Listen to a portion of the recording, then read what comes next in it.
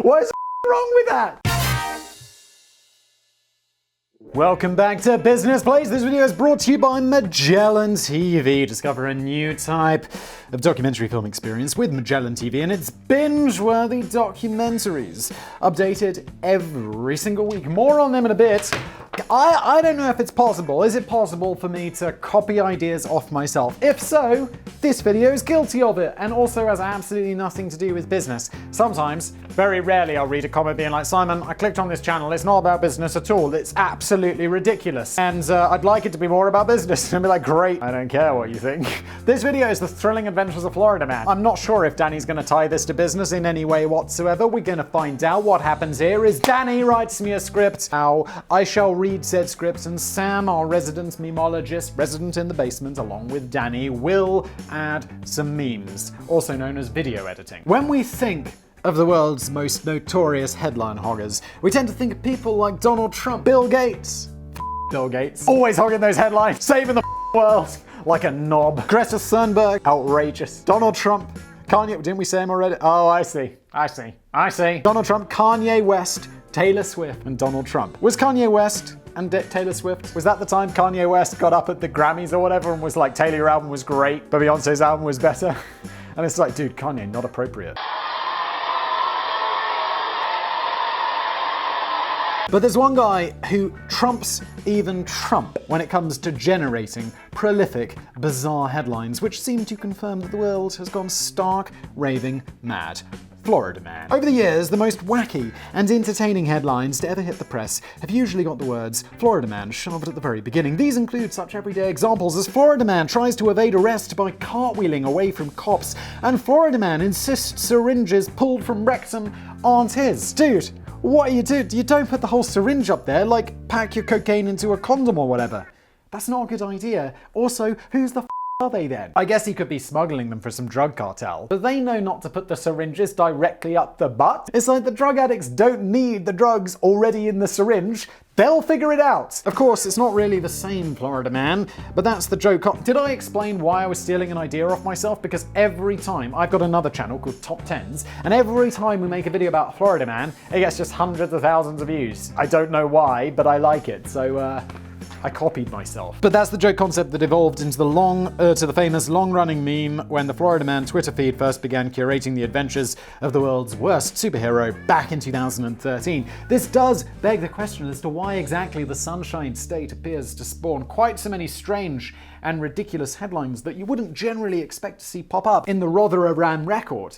It could be that there's something funny in the water. I thought it was, isn't it because Florida have some law where like you can look up all the crimes or something, whereas other times it's more I don't know. I feel like there was a legitimate reason. Also, just the fact that Florida is crazy. Some have suggested that it's a combination of the relatively high and diverse population of the state, the lack of mental health funding, and the freak tropical weather conditions under which the 21 million residents are constantly battling against either sticky humidity or ferocious thunder showers from minute to minute. Another big reason is the Sunshine Law, which requires all government officers, including most significantly the police departments, to make all their records easily accessible to the public. That's it. That's why I thought it was possible. So maybe everyone on the planet is just as nutty as Florida. It's just that other police departments aren't quite so transparent and don't serve up tomorrow's headlines on a plate. Yeah, I think this is the reason, right? It's just like, it's not that the Florida people are more crazy.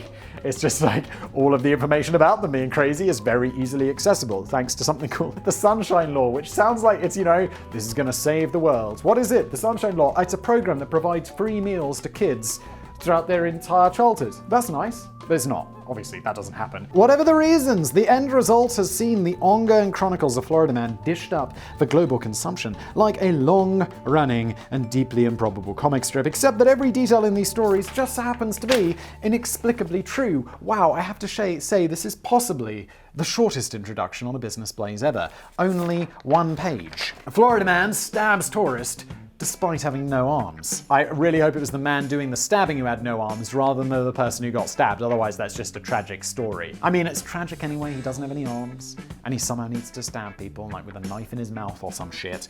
It's not entirely clear how this 46-year-old homeless street artist, Jonathan Crenshaw, came to lose both arms. When pressed by journalists, he says he prefers not to talk about it. The only detail he offers from a troubled childhood is that his mother used to frequently feed him rat poison. Jonathan had become something of a minor celebrity on the streets of South Beach, Miami by 2018, attracting tourists to the paintings that he quite amazingly created on the floor using only his feet. I'm gonna guess that he has some added dexterity with his feet because of his lack of arms, and he's gonna use that to stab somebody. However, one tourist from Chicago by the name of Cesar Coronado got more than he bargained for when he allegedly stopped to ask Jonathan for directions and ended up getting admitted to hospital with wounds to his left arm. Maybe Jonathan was just jealous. He alleges that Jonathan flew off the handle, picked up a pair of scissors with his feet, and launched a wild attack on the tourist, stabbing him twice. The street artist Jonathan paints a different version of events. What a surprise.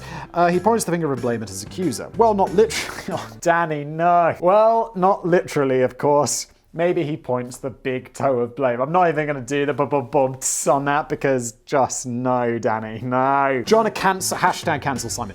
Jonathan claims that Caesar randomly punched him in the head while he was trying to grab a quick nap and that he was only acting in self-defense, but this version of the story was not backed up by eyewitnesses. Jonathan had previously been in trouble with the law for trespassing, disorderly intoxication, and quite bizarrely, battering police, presumably only using his feet again, and he may not have given the most reliable or credible testimony in court. He claimed in press interviews at the time that he had impregnated many women, including pop star Gloria Estefan, I don't know who she is, who had apparently given birth to no less than 200 of his children. Some might call that embellishment.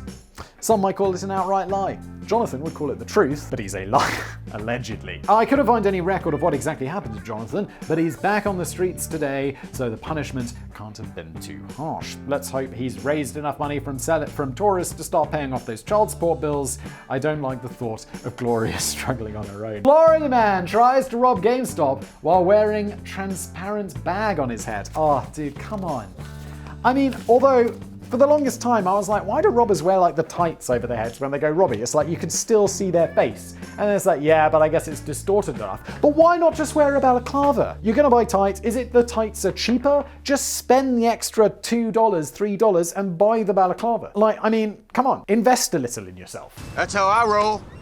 This one is bending the rules very slightly, as the incident occurred just slightly north of Florida in St. Mary's, Georgia. But the general consensus seems to be that the criminal in question is an honorary Florida man. He decided to rob a local branch of GameStop in 2008. GameStop is something I hear a lot about for some reason. Do people still go to game stores? I've never been to a GameStop. I don't think it's something we get over in Europe. Even when you buy a game these days, it's like, I remember the last game I bought must have been a couple of years ago for like a PlayStation 4. And it's like you put in the disc and it's like, yeah, great, this contains like 1/19 of the full data we need. So what you're gonna do is you're gonna put in the disc, then we're gonna spend hours downloading the rest. And I'm like, so why did I buy the disc? I don't understand. I don't understand. Maybe someone can explain to me.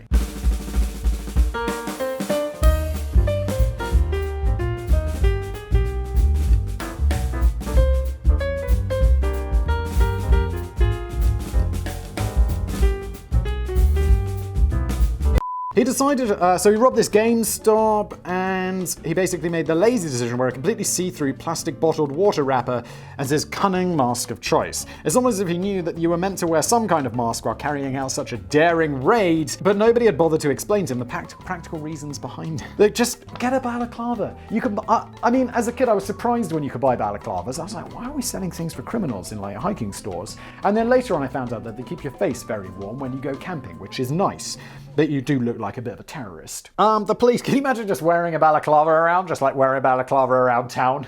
Just because you're like, yeah, I got a really cold nose. You'd get some weird looks. You'd be like you'd be like a character out of GTA 5 when you're walking around like someone's playing online. It's just, yeah, they're wearing a balaclava. Why not? The police department had a bit of fun on their Facebook page when they reached out for help with identifying the masked criminal. Describing him as a craftily disguised gentleman, they asked the general public to provide any helpful information once you stop laughing. For a little while though, it looked as if the man of 1,000 faces may have actually had the last laugh. Although he was quickly identified as Kerry Hammond, a man who already boasted 2 active felony warrants for burglary and criminal damage, he managed to evade capture for a while. Come on, police! He wore an invisible mask! However, the strong arm of the law did eventually catch up with Kerry, most probably after he decided to rob an ice cream parlor while wearing a picture frame around his neck. Ba-da-bum-bum! revenge. Florida man breaks into jail to hang out with his friends. I'm sure that's the wrong way around. You have to break people out of jail if you want to hang out with. I mean, if I guess breaking into jail is easier. It's got to be easier, right? Because then you're already in jail, which is mighty convenient. Although I'm sure, like, you'd go to court, there'll be this shit. You can't just be like, okay, you broke into jail, you get to stay in jail. Unfortunately, there's things called due process and justice and laws. You'd probably end up in a completely different prison.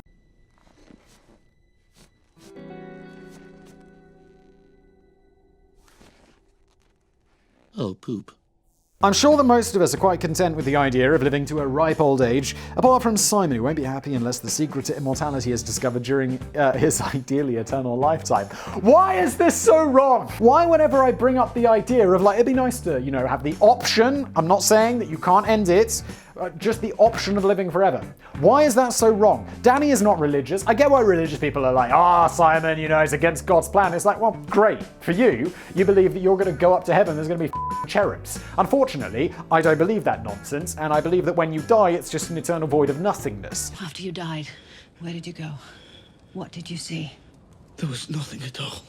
So, I'd really like to live forever, and everyone else who keeps telling me that's stupid can f*** it off. I'd be like, Simon, that's so narcissistic. It's like, I just like living. Why is wrong with that? But I'm often haunted at night by a sobering thought. Me too, Danny, that I'm gonna die, unfortunately, before they discover this life extension technology. What if my uber-healthy lifestyle of doner kebabs, red wine, and Lucky Strike cigarettes leads me to an age so ridiculously old that I outlive all my friends and everyone that I've ever known? Well, that's really unlikely, because you're gonna make friends with younger people.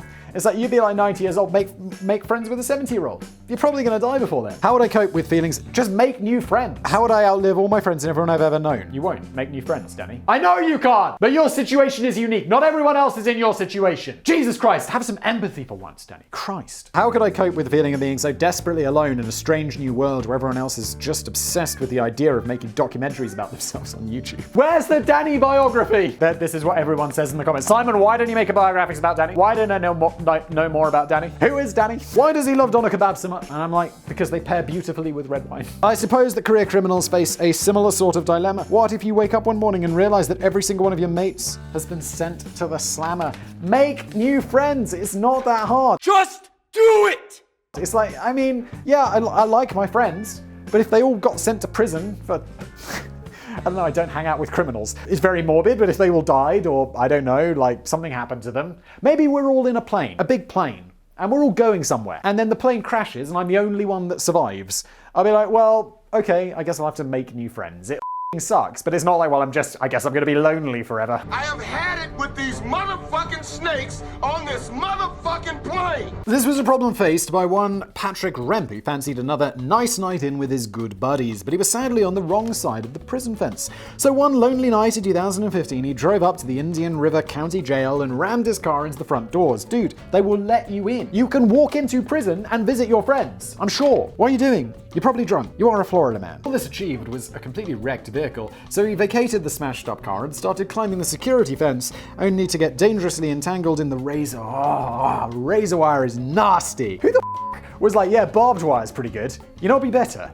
Have you ever cut yourself shaving? Patrick was eventually rescued from the fence by emergency medical services, although his first response to landing safely on the ground again was to take a few swipes at the law enforcement officers who were naturally keen to have a word in his ear. It was later revealed that Patrick was off his tits on the synthetic drug Flacker. Oh my god, a drug I've never heard of, and had just been consumed by an overwhelming desire to hang out with his mates. The incident racked up over $5,000 worth of damage to the county jail, and Patrick was later charged with aggravated assault and battery on law enforcement officers, 3 counts of felony criminal mischief, driving under the influence, and leaving the scene of a crash, although the latter seems to be largely irrelevant in this particular case. It's like, yeah, you flee the scene of a crash to right next to it where you start climbing a fence because you're high on some drug called Flacker. You suspect that in the long term, Patrick is destined to spend much more quality time with his friends in the future, and he's likely to figure out a much easier route to getting back into his beloved gated community.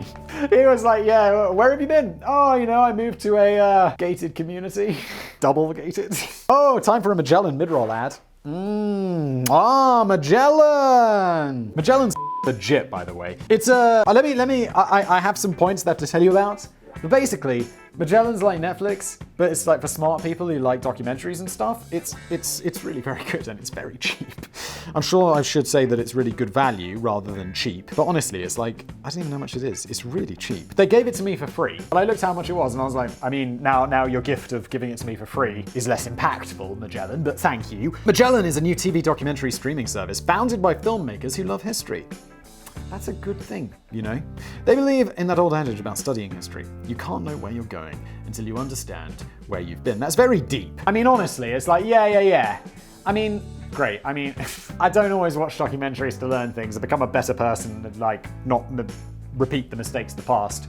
I watch documentaries because it's like, North Korea is pretty crazy. I was watching another one. It was about like, I can't remember what it's called. It's like, let me just find the name or they're gonna have a go at me. It was about crimes that made history. And one of them is actually about like the Princess Diana car crash. It's well worth watching. There's a whole bunch of them. I think there's like 5, I've seen like 4 or 5 episodes in the series. It's good stuff. But like I say, it's not necessarily to improve myself. It's because it's like, oh, crime. As a result, Magellan has one of the richest catalogs of history content available pretty much anywhere. Greeks to the Great War. Modern history, biographies, scientific profiles, true crime, mwah! And so much more. Look, recommend something that you've seen. I already did that. Also, 4K, by the way. It's pretty grand. If you got a 4K TV, who doesn't? Like, I used to feel like there's a 4K TV, and now it's like, yeah, I got a 4K TV. I feel like now it's like HD, right? Most TVs are 4K. The end product is like Netflix, but designed by your favorite history professor. Look, Magellan TV is just fantastic, and you guys can try it out for a month for free. And obviously, if you love it, which you will, you can pay and continue, and that's fantastic. And if you're like, oh, Magellan was the best, why not give it as a gift to family or friends? People you like. It's great. And let's get back to it.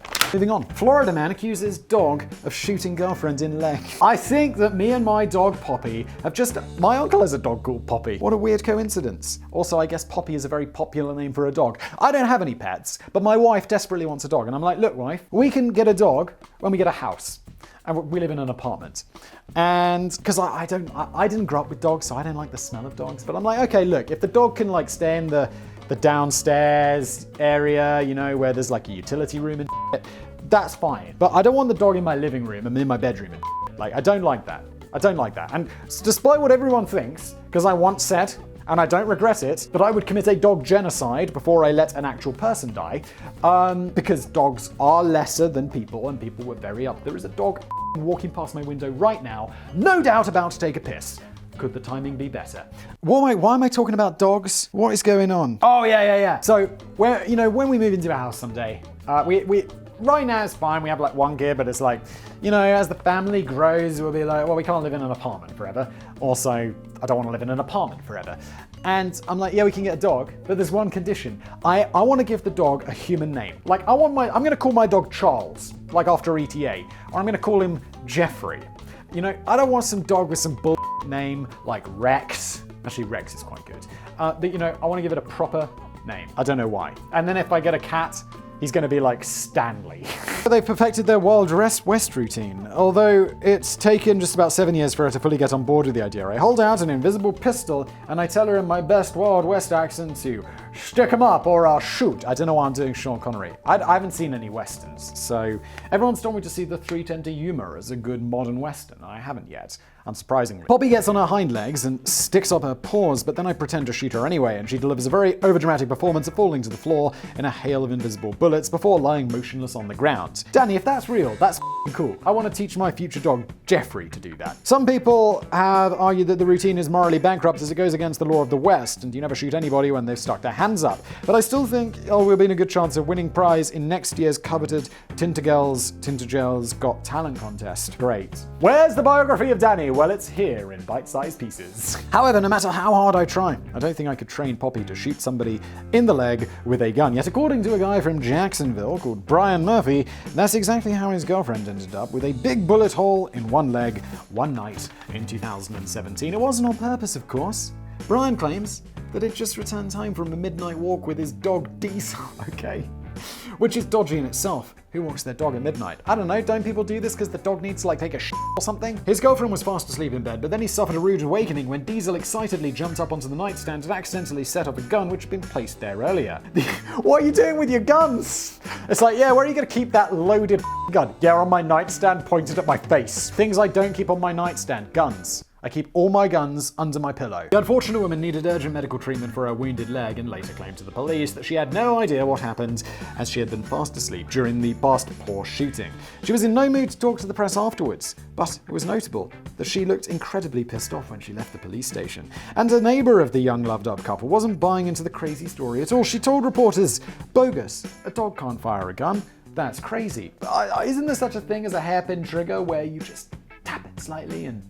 I mean, I believe a dog could fire a gun. It's not outrageous. I bet Poppy could fire a gun. Danny's clearly trained this genius dog very well. No further action appears to have been taken in the peculiar case of the trigger-happy dog, which seems to elevate the dog ate my homework excuse to a whole new dimension. Look, I mean, if you're gonna lie about crimes, you don't have to prosecute. Like, if you got shot from, like, if he shot you and you didn't want to say that he shot you, just be like, yeah, I don't know what happens, I guess I accidentally shot my leg. The police are gonna be like, yeah, we could prosecute this, but it's gonna be really hard when the person who got shot doesn't want to be a witness. Florida man arrested for throwing live alligator into Wendy's drive-thru window. I have heard of this. Have I seen the video of this? I can remember a time when I was waiting patiently in a queue at the Rotherham branch of McDonald's when a group of mischievous youths flung the doors wide open, lobbed a giant dead rat into the building, and then scarpered. Some of my...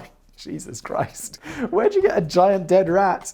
Some of my fellow customers appeared to lose their appetite after the incident and made a swift exit without ordering any food. But although there was something a little disturbing about the sight of a manky dead rat sliding smoothly across the freshly polished floor of the restaurant, nothing was going to get between me and my long-anticipated Big Mac. Of course, Florida can beat that. This is so off topic, but I hadn't eaten fast food since June.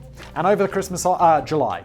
It was like the last 6 months of the year, I didn't eat any fast food, and I was very much looking forward to it over the Christmas break. I was like, I'm gonna go to KFC. And also, unfortunately, it's quarantine, so I can't eat the KFC in the restaurant. So I'm sitting there in the car, eating KFC, and my wife and kid are also in the back. And we're so careful. It's like, please, like, let's not, I generally don't like eating in the car, because as soon as you eat in the car, it just takes you down this terrible slope of like always eating in the car, just going to the drive-thru, eating in the car, and then very quickly the car gets f***ed up. And then you're like, oh, the car's f***ed up, so let's let it get more f***ed up. And then the next thing you know, your nice car's a piece of shit. So I'm like, generally, let's not eat in the car. But because it was COVID, you can't eat in the restaurant, I'm like, okay, just this one time, let's do it. We're so careful this whole time. And then at the end of the meal, my wife's like, do you want to try giving our daughter just a tiny little taste of iced tea? And I was like, and I'm like, this is very surprising from her, because I'm always the one like, can we give her a little bit of Coke? Like, not cocaine, allegedly, but you know, just a little sip of Coke. And she's like, no. And she was like, you want to give her iced tea? And I'm like, yeah. And then she takes a sip of iced tea and then just immediately all over the seats. And I'm like, why? What is going on with this story? What am I talking about? Oh yeah, I didn't eat KFC for 6. I didn't eat any fast food other than pizza, which I don't really class as fast food. Like McDonald's, KFC, Pizza Hut, you know, these fast food places. 6 months without. How about that? Still f***ing love it. I just didn't want to destroy my body. Of course, Florida can beat that. In late, the rat in the thing with the something. In late 2015, 23-year-old Joshua James pulled up to the window of a drive-thru at his local Wendy's, ordered a drink, and then concluded the transaction by throwing a live alligator through the window and speeding off to enjoy his drink. Dude, what are you doing? That does sound like a crime. Definitely sounds like a crime. I'm gonna go ahead and say is a crime. But it's like, there's gonna be security cameras. It's 2015. And they know who you are, Josh. Come on. I feel like someone who is like, Joshua, there's the name Joshua, right? Joshua is like, it's like the Schrodinger's cat of names, because there's the name Joshua, which sounds very posh. It's like, oh, Joshua. And then the short version is Josh, and that just makes you sound like a ruffian. It was only quite a titchy alligator, although the average American male alligator grows to about 11 feet. Well, they're not going to leave it in the Wendy's. It's like, yeah, well, that could have grown to 11 feet. Yeah, but not in the f***ing Wendy's. 6 months later, there's still that crocodile still in there. Yeah, we can't get it out now. We'll have to cut it in half. This one was 3.5 feet long. F***ing hell. When he said titchy, I'm like, you know, baby little snapping one. But no, 3.5 feet. That could take you out. Joshua, I'm going to call him Josh because it fits better, had picked it up by the side of the road and thrown it into the trunk of his car for a bit of a laugh. This was never meant to be a carefully orchestrated customer complaint. He just thought his new find might be useful for a fun prank. Like, I get it, man. It's like this sort of shit I find entertaining when I was 12. And I wouldn't have the cognitive capacity to be like, there's probably going to be consequences of this because I'm 12. But by the time that I can, get a car, drive it, go to Wendy's drive-thru, and, have access to alligators, I'm probably going to have grown out of it. Or probably, even if I haven't grown out of it, and I still love pranks, and I do, I'm going to probably be able to realize the consequences. But of course, Josh is a Florida man. That's how I roll. Nobody was hurt in the accidents, and the alligator was captured and released in a local canal. That sounds smart.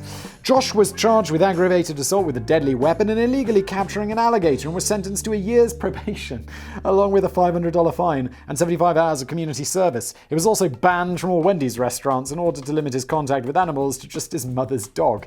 That is very specific. And I can't help but think, the taxpayer money spent on this, right? Because he's not... I don't imagine Josh is like has his own fancy defense attorney. He's probably got a public defender. There's the guy on the other side. There's the court's time. And they get $500 and 75 hours of work from him, which I'm not going to imagine is the most motivated work in the world. Can't we just shoot him? The judge wisely sums up... Just joking. The judge wisely summed up the case when he remarked, "In my view, there is absolutely no excuse for taking an animal, particularly an alligator, and throwing it through a window at a total stranger. Why waste your time on this?" However, his mother seemed keen to point out that her son was only mucking about. She said, "It was just a stupid prank that he did that's now turning into this. It's stupid." She also helpfully revealed that Joshua's childhood hero was Steve Irwin. You know what Steve Irwin didn't do? Find a crocodile in its natural environment, put it in his boot, trunk, as Americans would say, drive to a Wendy's, go around the back, and throw it through the drive-thru window, because Steve Irwin liked animals. Florida man files for bankruptcy 4 times, calls self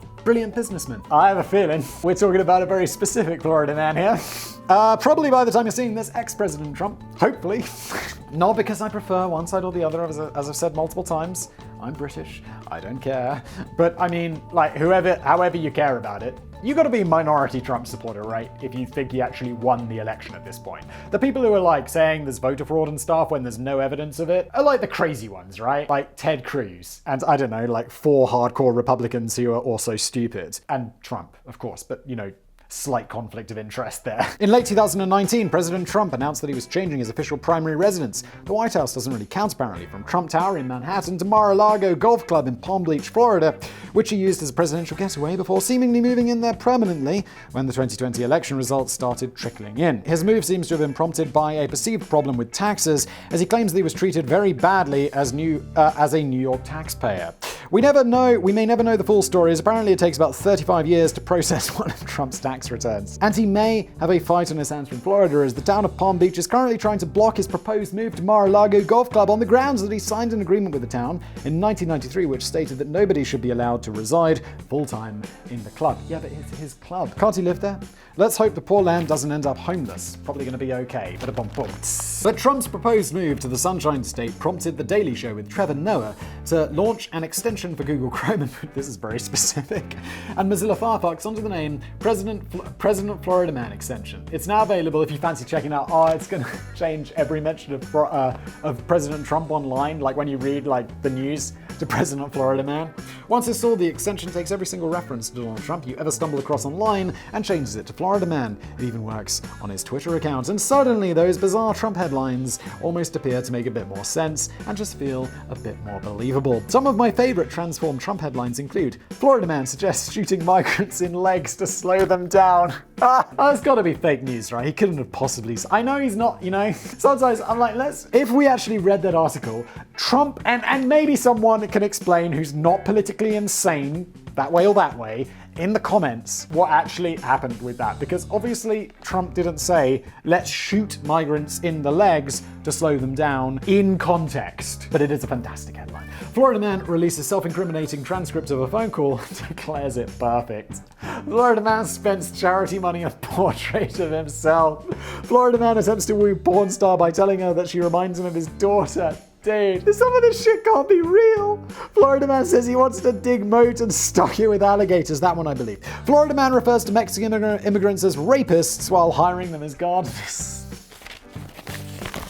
Oh, this is amazing. Trevor Noah, you're a genius. Should I say Trevor Noah's a genius? Because I feel like, he's got a writing staff and stuff. And whenever someone's on Twitter being like, Simon has an amazing opinion about this. And it's like, bro, I didn't write that. Like, one of our writers has an amazing opinion. Or people like take a quote out of a top 10s and be like, da-da-da, Simon Wister. It's like, that is really clever. I know that's not from a business place because I didn't say that. I mean, I did say it, but someone put the words in my mouth. You know what I'm talking about. However, his predecessor Barack Obama reckons that the comparison is insulting and deeply unfair to Florida man. During a rally for Joe Biden at the Florida International University campus in 2020, Obama noted how Trump goes out of his way to insult anyone who isn't nice enough to him and even threatens to send them to jail. Obama said, "That's not normal behavior, Florida. You wouldn't tolerate it from a co-worker. You wouldn't tolerate it from a high school principal. You wouldn't tolerate it from a coach. You wouldn't tolerate it from a family member. Just say you wouldn't tolerate it from anyone, Barack. I know you're a wordy man, but Jesus Christ. Florida man wouldn't even do this stuff. Maybe there's a line that even the mighty Florida man himself wouldn't cross. There is no line." This has been Business Place, brought to you by Magellan TV. Magellan. If you'd like more Florida Man stuff, I mean, there's probably going to be more Florida Man stuff anyway, because judging by my previous experience on YouTube, people are going to watch this a lot. So you can smash that dislike button all you want. There's probably going to be more. The solution is, if you don't like it, don't watch it. Thank you for watching, and I'll see you next time.